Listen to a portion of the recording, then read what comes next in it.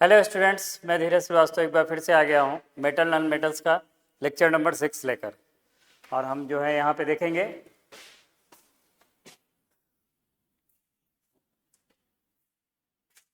Lecture number 6। जैसे कि कल हम लोगों ने पढ़ा हुआ था क्लोरीन के बारे में, थोड़ा सा रिकैप कर लेते हैं एक बार फिर से कि सोडियम क्लोरीन के साथ रिएक्ट करता है तो सोडियम क्लोराइड या रॉक साल्ट बनाता है। ये जो हम लोगों ने कल पढ़ा हुआ था। फिर हम लोगों ने क्या पढ़ा कि कैल्शियम जो है क्लोरीन के साथ रिएक्ट करेगा तो कैल्शियम क्लोराइड। ये विगोरियस रिएक्शंस है, यानी काफी फास्ट रिएक्शंस होता है, काफी तेज रिएक्शंस होता है। जब कैल्शियम जो है क्लोरीन के साथ रिएक्ट करेगा तो फास्ट करता है। फिर नेक्स्ट में आता है हमारा क्या कि मैग्नीशियम। मैग्नीशियम भी क्लोरीन के साथ रिएक्ट करके मैग्नीशियम क्लोराइड बनाएगा। फिर हमारा जो है ये यहां से, यानी कल हम लोगों ने मैग्नीशियम क्लोराइड तक पढ़ा हुआ था, हम लोगों ने मैग्नीशियम क्लोराइड तक पढ़ा हुआ था। फिर हमारा जो है ये पिक्चर आया था, जिस पिक्चर में हमें दिख रहा है कि एक ब्राउन कलर है और काफ़ी ये जो व्हीकल्स है काफ़ी पुराना है। तो इस व्हीकल्स में ही जो है ब्राउन कलर आ रहा है, इसके बारे में हमें जानना है कि ये कैसे बना, how this colour get by the vehicles. तो इसमें कह रहा है कि एक टॉपिक आता है कोरेजन।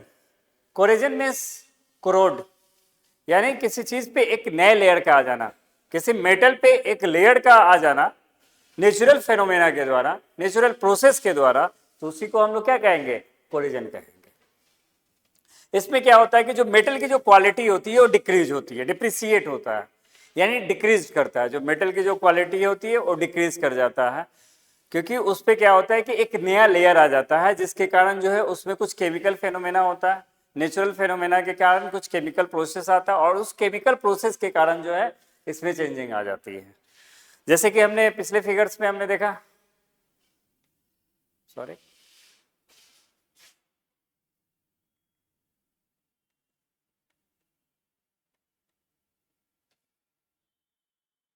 जैसे हमने इस फिगर में देखा है कि ये जो है क्लोराइड हो गया है।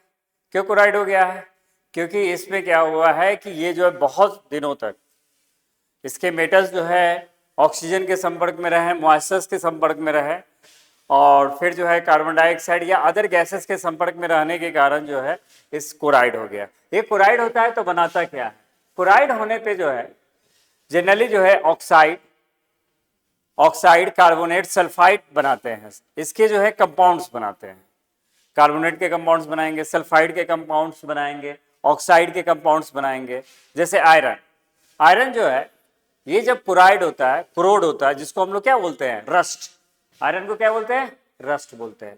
तो ये जब आयरन जब रस्ट होता है तो ये हमें क्या बना देता है? आयरन जब रस्ट हो जाता है तो ये ब्राउन कलर में बना देता है। ये कन्वर्ट किस में हो जाता है? ब्राउन कलर में, एक ब्राउनिश लेयर बनाता है। तो कह रहा है कि the process of degradation of the metal surface by the action of air, air है, मॉइस्चर है और एक केमिकल्स, कोई भी केमिकल्स होता है, जिस इसका जब एक्शन होता है तो इसी को हम लोग क्या बोलेंगे? कोरिजन बोलेंगे। कोरिजन का मतलब यही हो गया, most metal corrode after being exposed moist from the air, their oxide carbonates and sulfate and sulfide। बहुत सारे, जितने सारे मोस्टली मेटल्स जो हैं अगर वो कांटेक्ट में आते हैं एयर के, मॉइस्चर्स के या अदर गैसेस के कांटेक्ट में आते हैं तो फिर ये ऑक्साइड, सल्फाइड, सल्फेट के लेयर्स बनाते हैं। जैसे हम लोगों ने आयरन की बात किए हुए हैं, जैसे यहाँ पे देखिए, जैसे मैंने अभी बोला था कि रस्ट, आयरन मैंने एक एग्जांपल के तौर पे लिया था कि आयरन का क्या हो जाता है? रस्ट हो जाता है, और रस्टिंग के कारण जो है आयरन के कलर में चेंजिंग आ जाती है। तो कह रहा है कि reddish brown colour, brownish colour का मतलब रेडिश ब्राउन पाउडर के रूप में आता है। कहता है क्या कि आयरन जब ऑक्सीजन और मॉइस्चर के साथ रिएक्ट करता है, आयरन को जब हम एटमॉस्फेयर के संपर्क में आता है, एटमॉस्फेयर के कांटेक्ट में आता है, तो उसमें उसको ऑक्सीजन और मॉइस्चर जब मिलने लगता है, ऑक्सीजन तो उसको मिलता ही मिलता है, लेकिन जब उसको मॉइस्चर मिलने लगता है तो उसके कलर में चेंजिंग आ जाती है और वो रेडिश ब्राउन कलर बना लेता है। और ये रेडिश ब्राउन कलर बताता है कि वो क्या हो गया है, उस रस्ट हो चुका था, कंप्लीट क्या हो गया, रस्ट हो गया। वही चीज यहाँ पे बताया गया कि आयरन जो है ऑक्सीजन और वाटर के संपर्क में, वाटर यहाँ पे मॉइस्चराइज फॉर्म होगा, वाटर यहाँ पे किस फॉर्म में होगा? मॉइस्चर फॉर्म में होगा। डायरेक्ट ऐसे आप आयरन को वाटर में डिप कर दो तो उसमें कोई चेंजिंग नहीं है। अगर वाटर में हम लिक्विड वाटर में अगर डिप करते हैं तो इसमें किसी तरह की कोई चेंजिंग नहीं आएगी। लेकिन वहीं आयरन्स को अगर हम उसी आयरन को जो है मॉइस्चर के फॉर्म में डालते हैं यानी मॉइस्चराइज कर देते हैं तो ये क्या होता है कि इसके कलर में चेंजिंग आ जाती है। जैसे एक नेल है, नेल को आप वाटर में डिप कर दो कोई फर्क नहीं पड़ेगा, आप 2 दिन के बाद उसको निकालोगे उसके कलर में किसी तरह की कोई चेंजिंग नहीं आएगी, जो नेल का कलर है वही कलर दिखेगा। लेकिन उसी नेल को मॉइस्चराइज फॉर्म में रख दीजिए, मॉइस्चर के संपर्क में आ जाए, मॉइस्चर के कांटेक्ट में आ जाए यानी nail contact with the moisture, then their colour will be changed. You see, आप देखोगे कि उसका कलर क्या हो गया है, चेंज हो गया है और रेडिश ब्राउन कलर में आ गया। तो वही कह रहा है कि आयरन ऑक्सीजन और वाटर मिलके जो है आयरन ऑक्साइड और वाटर के मॉलिक्यूल्स बनाता है। क्या बनाता है? आयरन ऑक्साइड और वाटर के मॉलिक्यूल्स बनाता है। जैसे हम इसका रिएक्शंस देख सकते हैं कि Fe+O2 + H2O, यहाँ पे गैस डाल देंगे, गैस में मॉइस्चराइज्ड फॉर्म, फिर यहाँ पे Fe2O3 + XH2O, यहाँ पे भी हम क्या करेंगे, XH2O डाल देंगे। यही जो होता है ये फॉर्मूला जो है आपका iron oxide into water molecules है। यहाँ पे XH2O क्या दिखा रहा है, आयरन वाटर मॉलिक्यूल्स को दिखा रहा है कि यहाँ पे X वाटर मॉलिक्यूल्स। अंडरस्टूड? जैसे यहाँ पे लिखा हुआ है कि iron articles coated with the reddish brown powder when left open moist air. क्या लिखा हुआ है? मॉइस्ट एयर मींस ऑक्सीजन और मॉइस्चर, यानी यहां पे मॉइस्ट एयर का मीनिंग समझिएगा पहले कि मॉइस्ट एयर है क्या। Moist air means moisture plus oxygen. क्या होगा?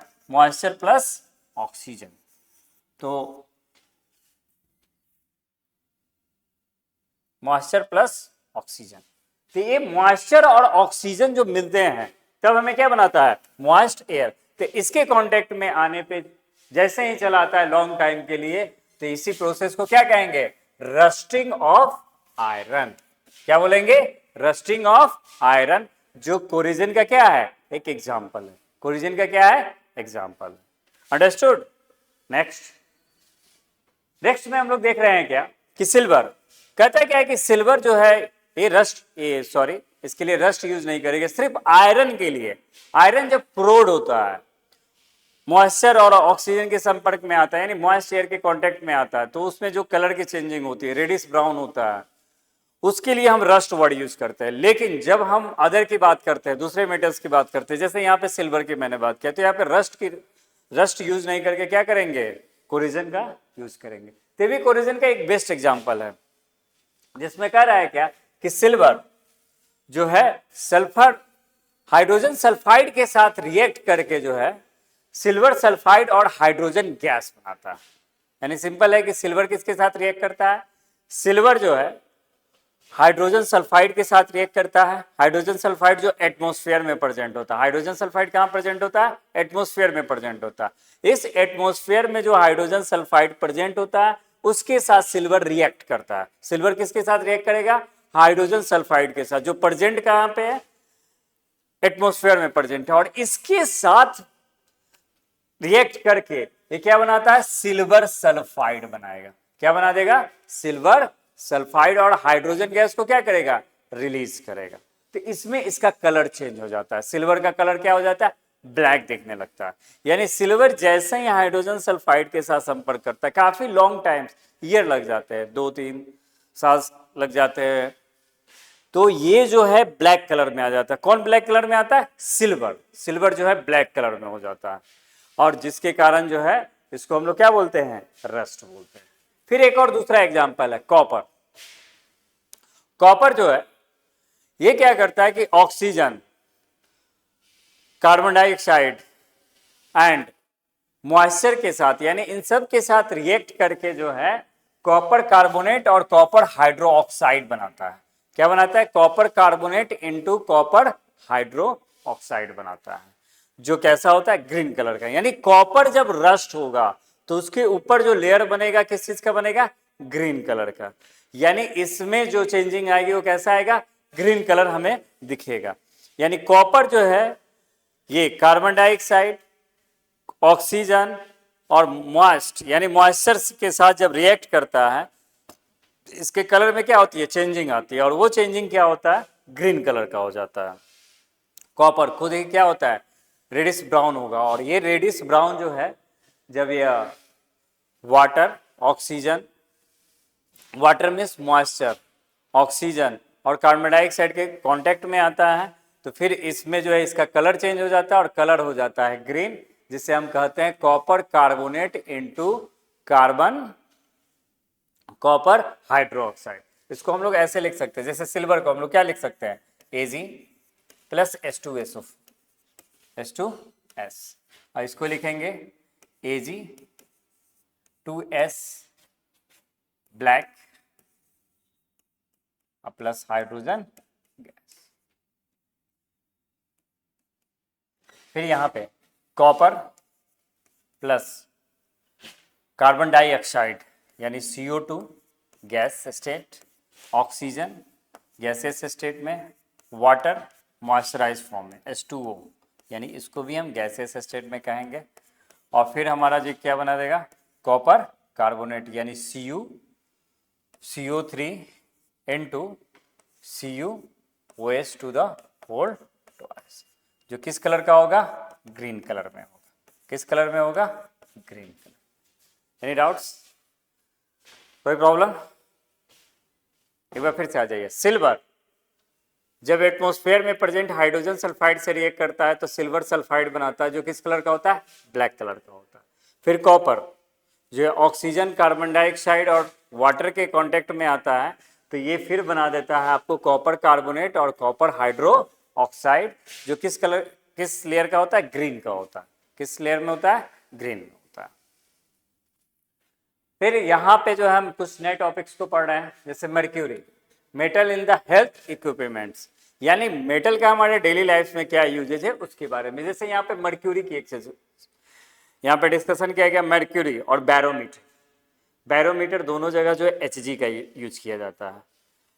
यहाँ पे थर्मोमीटर है, थर्मोमीटर जो हम लोग फीवर मेजर करने के लिए करते हैं, जब हमें फीवर हो जाता है तो उसके मेजरमेंट्स के लिए ये फ़ारेनहाइट और सेल्सियस दोनों में जो है हमें क्या देता है, रिजल्ट देता है। तो ये डिजिटल थर्मोमीटर यहाँ पे दिखाया जा रहा है। फिर बैरोमीटर आता है। बैरोमीटर जो है ये हमें बताता है कि बारिश होने वाली है या नहीं, या तूफान आने वाला है। इसके लिए जो हमें जो इंडिकेट करता है वो बैरोमीटर है। यहाँ पे लिखा हुआ है कि एटमॉस्फेरिक प्रेशर पे यह वर्क करता है। फिर आता है एलॉय। एलॉय बनाने में जो है हमें जो है यूज पड़ता है मेटल्स का, जैसे टाइटेनियम और जिरकोनियम। ये जो है बहुत ज़्यादा बड़े लेवल पे यूज होता है, टाइटेनियम और जिरकोनियम। इन दोनों का यूजेज जो है हमें एटॉमिक एनर्जी में मिलता है, फिर एरो स्पेस में मिलता है, स्पेस रिसर्च सेंटर में भी इसका यूजेज किया जाता है, एयरक्राफ्ट में इसका यूजेज किया जाता है, शिप बनाने में भी इसका टाइटेनियम का यूज किया जाता है। यानी मीन्स ये कहने का मतलब ये हो गया कि एलॉय का बहुत ज़्यादा यूजेज है, जिसमें किसका यूज किया जाता है, मेटल का यूज किया जाता है। फिर कह रहा है क्या कि यहाँ पे यूरेनियम, यूरेनियम जो है रेडियो एक्टिव एलिमेंट्स है। यूरेनियम क्या है हमारा, रेडियो एक्टिव एलिमेंट्स है, radio active element. Radio active elements समझिएगा है क्या, जो alpha beta gamma rays use करता है। आपने एटम बम का नाम सुना होगा, एटम बम इसी यूरेनियम से बनाया जाता है। या न्यूक्लियर पावर प्लांट का नाम आपने सुना होगा। तो न्यूक्लियर पावर प्लांट में जो है एज ए फ्यूल यूरेनियम का ही यूज किया जाता है। यानी न्यूक्लियर पावर प्लांट में जो हमें एज ए फ्यूल किसका यूज करते हैं, यूरेनियम का करते हैं, क्योंकि ये लार्ज अमाउंट में एनर्जी जो है रिलीज करता है और ये जो है इको फ्रेंडली है। यानी ये इससे जो है किसी तरह का जो है हमारा पॉल्यूशन नहीं होता है, पॉल्यूशन फ्री होता है, इसीलिए यूरेनियम का यूज किया जाता है। जितने भी डेवलप्ड कंट्री हैं उन सभी जगह पे जो है यूरेनियम से जो है न्यूक्लियर पावर प्लांट में यूज किया जाता है बड़े लेवल पे, और वो जो है इलेक्ट्रिसिटी प्रोड्यूस किया जाता है। तो वही न्यूक्लियर पावर प्लांट है जिसके बारे में बोला गया कि न्यूक्लियर रिएक्टर्स और पावर प्लांट में इसका यूजेज किया जाता है। यूरेनियम का। फिर आता है क्वाइनेज मेटल्स। डायग्राम से ही आपको दिख रहा होगा, यहाँ पे जो फिगर्स दिख रहे हैं क्वाइन के फिगर दिख रहे हैं आपको यहाँ पे स्क्रीन पे जो आपको क्वाइन के फिगर दिख रहे हैं क्वाइनेज मेटल्स से बने हुए हैं। तो क्वाइनेज मेटल में जनरली जो है हमारे पुराने समय में हिस्ट्री में आपने पढ़ा होगा कि कॉपर के क्वाइन, सिल्वर गोल्ड के क्वाइन। तो यहाँ पे लिखा होगा कि सिल्वर गोल्ड और कॉपर से जो क्वाइन बनाए जाते थे उसी को क्या बोलते हैं, क्वाइनेज मेटल्स। मीन्स कि सिल्वर कॉपर गोल्ड क्या है आपके, क्वाइनेज मेटल। नेक्स्ट में कह रहा है क्या कि डेंसेट मेटल्स यानी ओस्मियम। ओस्मियम जो है सबसे ज्यादा डेंसेट मेटल, यानी डेंसिटी इसकी सबसे ज्यादा होती है, यानी इसके पार्टिकल्स एक दूसरे के काफी ज्यादा क्लोज है, टाइटली पैक्ड है। अब आता है मोस्ट इलेक्ट्रोपॉजिटिव एलिमेंट्स।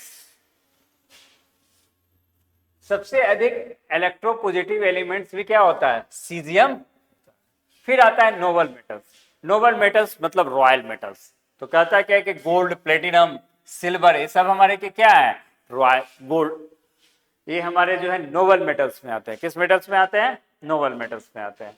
जैसे कॉपर का यूजेज किया जाता है, एल्युमिनियम का, सिल्वर का। जैसे यहाँ पे एक डायग्राम्स में दिखाया गया है कि यहाँ पे जो है आपको जो सिल्वर है, गोल्ड है, प्लेटिनम है, इनका यूजेज जो किया जाता है, तो इस कारण से ये जो है नोबल मेटल्स में इनकी काउंटिंग होती है।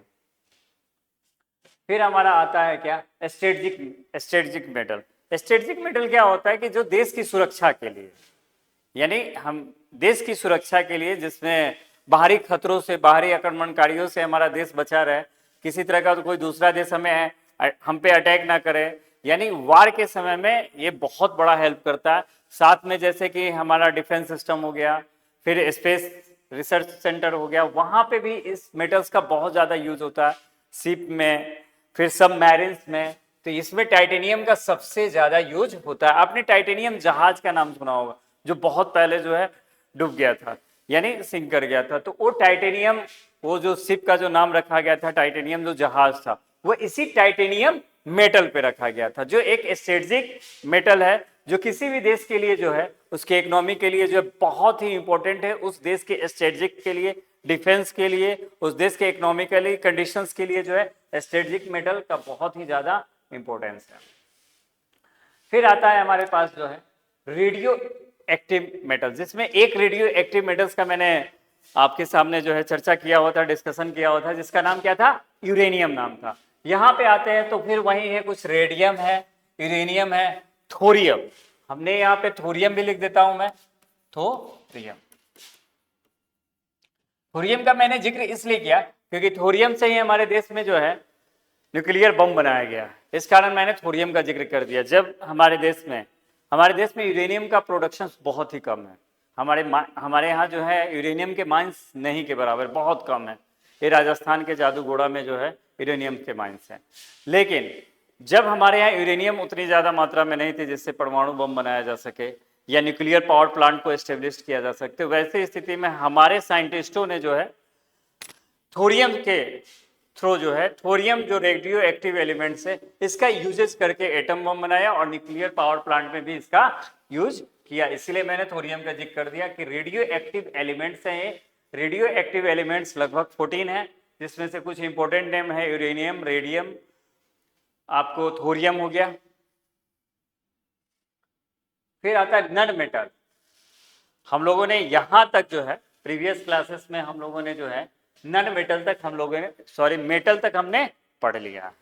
ये हमारा मेटल टॉपिक कंप्लीट हो गया। अब नेक्स्ट में आते हैं हम लोग नन मेटल। नन मेटल क्या करता है कि जो इलेक्ट्रॉन को गेन कर सके। नन मेटल क्या करता है, इलेक्ट्रॉन को गेन कर सके।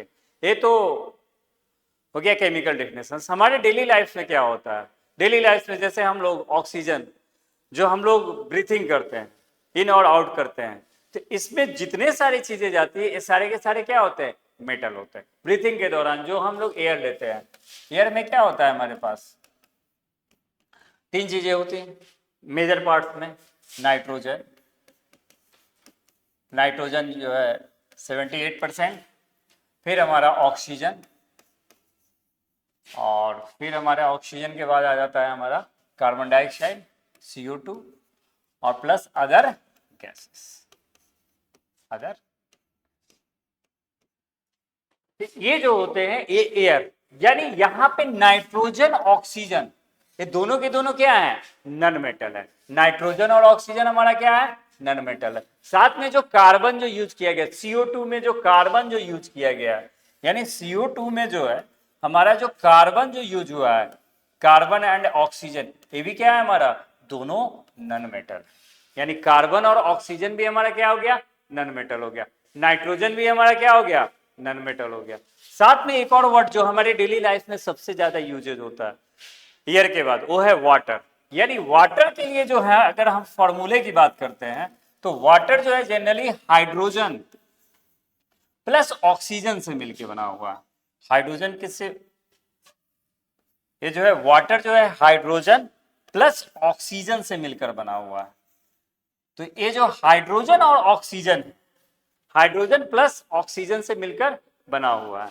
तो ये कहता क्या है कि ये हाइड्रोजन भी हमारा क्या हो गया आपका, नन मेटल। यानी सीधे सीधे कहता क्या है कि नाइट्रोजन जो यहां पे हमें दिख रहा है, oxygen, hydrogen, nitrogen, hydrogen, oxygen, carbon, ये सारे के सारे क्या हो गए, नन मेटल। यानी कहने का मतलब क्या है कि मेटल तो हमारे पास 92 है और नन मेटल हमारे पास कितने हैं, 18 है। लेकिन नन मेटल का हमारे डेली लाइफ में सबसे ज्यादा यूजेज, बहुत ज्यादा यूजेज है। जैसे एयर, हर टाइम हर पल एयर का हम लोग ब्रीथिंग, यानी एयर का यूजेज है। वाटर, इसका भी सबसे ज्यादा डेली लाइफ में यूजेज है। और दोनों के दोनों किससे बने हुए हैं, नन मेटल्स, इसमें मेटल है। और कौन कौन से एलिमेंट्स इसमें बनने में हेल्प करते हैं, नाइट्रोजन, ऑक्सीजन, हाइड्रोजन। कार्बन जो है यह ऑक्सीजन के साथ मिलकर क्या बना देता है, कार्बन डाइऑक्साइड गैस। ये भी हमारे डेली लाइफ की चीजें हैं। यानी डेली लाइफ में जो हमारा सबसे ज्यादा इंपॉर्टेंट है एयर, कार्बन डाइऑक्साइड और वाटर, ये जो है सारे के सारे किससे बने हुए हैं, नन मेटल से। आई होप कि आपको नन मेटल को समझ में आया होगा। तो कह रहा है क्या कि नन मेटल जो है हमारे टोटल एलिमेंट्स में, जो हमारे पास टोटल एलिमेंट्स कितने हैं, 118 एलिमेंट्स है। 118 एलिमेंट्स में से 18 एलिमेंट जो है हमारे नन मेटल्स है। 92 एलिमेंट्स क्या है हमारे, मेटल है, और 18 एलिमेंट्स क्या हो गए हमारे, नन मेटल्स हो गए।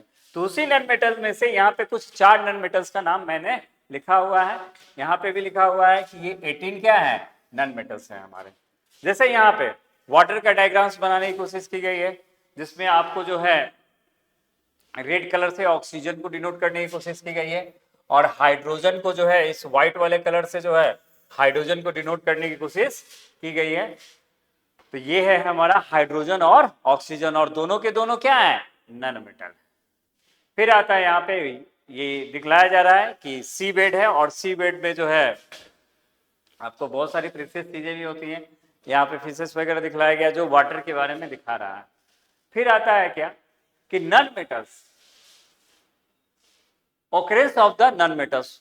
नन मेटल्स मिलता कहां से, तो कह रहा है कि non metals are present in the earth crust. Earth crust में जो है हमारा नन मेटल्स प्रेजेंट होता।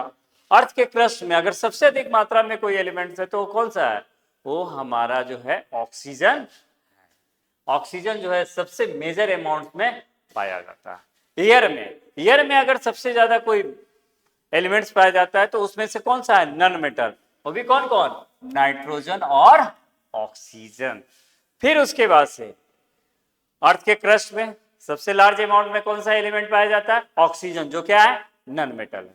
फिर आते हैं हमारे एयर में सबसे अधिक कौन सा एलिमेंट पाया जाता है, तो एक नंबर पे नाइट्रोजन है और दूसरे नंबर पे ऑक्सीजन है, और दोनों के दोनों क्या है, नन मेटल है। फिर हमारा जो है तीसरा जो वाटर का हम सबसे ज्यादा यूज करते हैं, इसमें भी हाइड्रोजन और ऑक्सीजन का यूज होता है। जो हाइड्रोजन और ऑक्सीजन क्या है, ये भी नन मेटल्स है। अब आते हैं क्लोराइड, यानी समुद्री पानी में नहीं, सी वाटर में हमको जो है सबसे अधिक जो मेटल्स होते हैं हाइड्रोजन और ऑक्सीजन के बाद, वो क्या होता है हमारा, क्लोरीन। यानी क्लोरीन से क्या बना हुआ है, क्लोराइड। फिर साथ में हमारा विटामिन, प्रोटीन्स, मिनरल्स, ये सब के सब किससे बने हुए हैं, मेटल से बने हुए, नन मेटल से बने हुए। एंजाइम्स, यानी हमारे बॉडी को किस चीज की जरूरत है, अगर एक बैलेंस डाइट लेना है तो carbohydrate, fat, protein, minerals, vitamin की जरूरत है, तो ये सारे के सारे क्या है हमारे नन मेटल से ही मिलकर बने हैं। और साथ में हमारे बॉडी में जो एंजाइम प्रेजेंट होता है ये भी किससे बना हुआ है, नन मेटल से बना हुआ। फिर यहाँ पे जो है ये दिखाया जा रहा है कि अर्थ के क्रस्ट में जो है एयर पार्टिकल्स है, उसी का ये जो है पिक्चर्स आपके सामने रिप्रेजेंट किया गया है। ये पिक्चर में दिखाया जा रहा है कि अर्थ के क्रस्ट से जो है एयर पार्टिकल्स मूव करता है। जनरली बरसात के दिनों में जब पहली बारिश होती है तो आप देखोगे क्या कि जहां पे मिट्टी होगा वहां पे बबल्स आते होंगे कुछ जगह पे। ये बबल्स शो कर रहा है कि हमारी मिट्टी के अंदर क्या है, ऑक्सीजन प्रेजेंट है। फिर आप देखिएगा कि फार्मिंग में जब बारिश हो जाता है, बारिश की सीजन खत्म हो जाती है, तो उसके बाद से खेतों में जो है हार्वेस्टिंग का काम होता है। और इस हार्वेस्टिंग में जो है हमारा जो है ये इसलिए किया जाता है कि जो खेतों में जो नमी है या जो ऑक्सीजन है वो क्या कर सके, रिमूव कर जाए। नेक्स्ट आता है कि oxygen is the most evident element that the make up 46.6%, यानी अर्थ के क्रस्ट में जो सबसे अधिक मेटल पाया जाता है वो क्या है, हमारा ऑक्सीजन है। उसके बाद से जो सेकंड नंबर पे पाया जाता है सिलिकॉन है। तो सिलिकॉन हमारा मेटलॉइड है, जबकि ऑक्सीजन क्या है हमारा मेटल। फिर physical property of non metal. Non metal जो होता है, जैसे कार्बन हमारा नन मेटल है, यहाँ पे ब्रोमीन हमारा नन मेटल है, ऑक्सीजन नन मेटल है, यहाँ पे ये ऑक्सीजन का एक स्टेट दिखाया गया है, ये सब के सब क्या है, नन मेटल है। हमारे पास नन मेटल की संख्या कितनी है, 18 है। और इस नन मेटल्स में हमारे पास क्या है, 6 नन मेटल सॉलिड होते हैं रूम टेम्परेचर पे, और एक नन मेटल जो है हमारा लिक्विड होता है, उसका नाम क्या है, ब्रोमीन है। और 11 नन मेटल्स आर गैसेस। मैं यहाँ पे एक मेंशन कर देता हूं आपको, सॉलिड। सॉलिड में हमारा जो है कार्बन है, फास्फोरस है, सल्फर है, सिलेनियम है। कार्बन, फास्फोरस, सल्फर, सिलेनियम,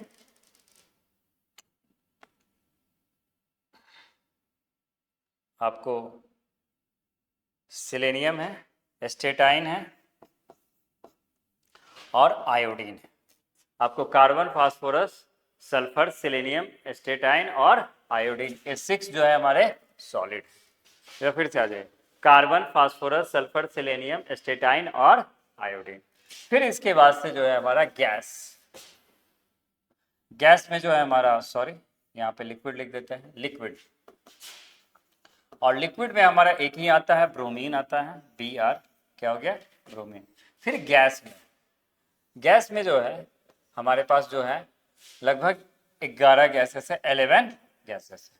कौन कौन है, तो hydrogen, nitrogen, oxygen, fluorine, chlorine, और फिर जो है helium, neon, argon, krypton, xenon और रेडॉन।